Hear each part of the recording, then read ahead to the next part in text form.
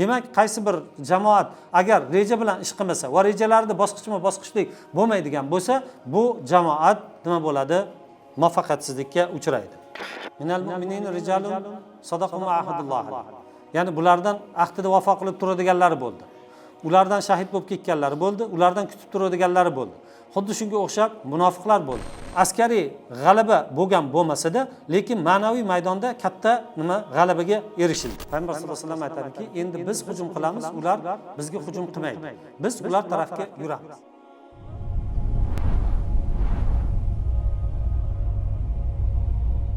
Payg'ambar sollallohu alayhi vasallamni doimiy hushyor bo'lganligi.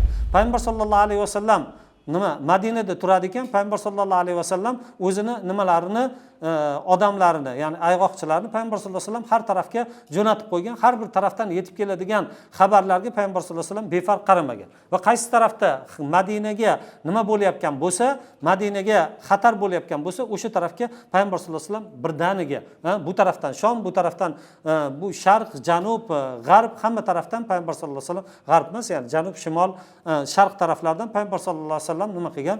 Hamma xatarlarga g'aflatda qolmasdan o'zini qo'shinlarini eshitishlik bilan jo'natib, bularni mag'lubiyatga uchratgan. Aytganimizdek, askariy g'alaba bo'lgan bo'lmasa-da, lekin ma'naviy maydonda katta g'alabaga erishildi. Mana bu nimadan keldi? Payg'ambar sollallohu alayhi vasallam tezda harakat qilishligi va buni to'liqlikcha o'rganib chiqishligi va puxta rejalar tuzishligi sababli bo'ldi. Hattoki Payg'ambar sollallohu alayhi vasallam Uhudda mag'lubiyatga uchrashligiga qaramasdan turib, undan keyingi harakatlari sababli Abu Sufyon ikkinchi Badrga chiqa olmadi. To'g'rimi? Chiqa olmadi. Badrdan, Uhuddan keyin bo'lyapti-da. Endi unga chiqishlikka nima qila olmadi? Endi demak bu chiqa olmadimi? Demak o'zini yutganligi, o'zini ulug'ligi bilan she'rlarni aytib maqtanishlikka ham nima qila olmadi? Eplolmadi demak. Keyingisi, ya'ni Payg'ambar sollallohu alayhi vasallam oxiri borib turib himoyadan hujumga o'tyapti. Hujumga o'tyapti. Ahzob g'azvasi tugagandan keyin Payg'ambar sollallohu alayhi vasallam nima deydi? Payg'ambar sollallohu alayhi vasallam aytadiki, endi biz hujum qilamiz, ular bizga hujum qilmaydi. Biz ular tarafga yuramiz. Demak deydi, nima qilishlik kerak? Da'vatda bosqich-bosqich bo'lishlik kerak. Biz ketma-ket ketishligimiz kerak. Har bittasi. Payg'ambar sollallohu alayhi vasallam boshida davlat yangi tuzilayotgandi.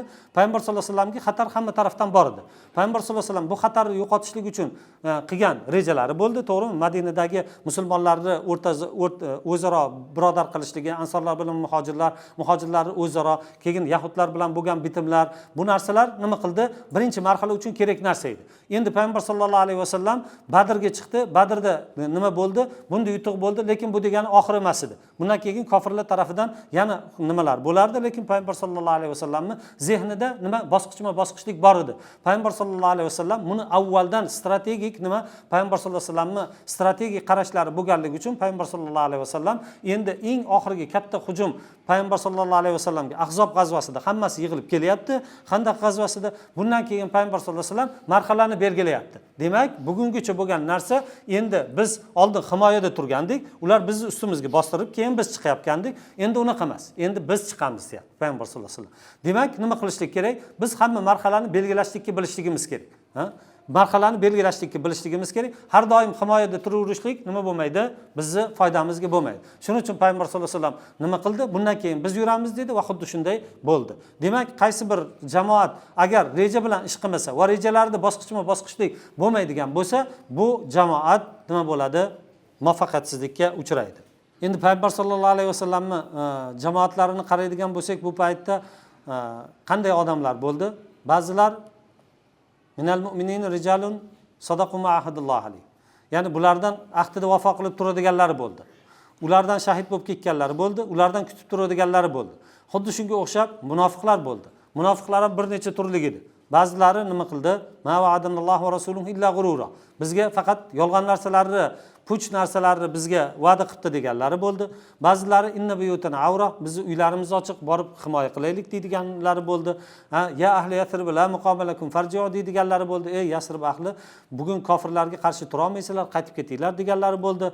Ya'ni qo'shinni 3dan 1ini olib ketadiganlar bo'ldi nimalarda. Lekin shu bilan birga payg'ambar sollallohu alayhi vasallamni nimalari, payg'ambar sollallohu alayhi vasallam avvaldan bilardiki, mana bu bo'layotgan narsalar nima qilardi? O'tib ketadigan narsa va oxirgi oqibat payg'ambar sollallohu alayhi vasallam ularning ustiga yuradigan, ular nima yuradigan emas, payg'ambar sollallohu alayhi vasallam hujum qiladigan bir davrlar kelishligini payg'ambar sollallohu alayhi vasallam oldindan bilardi.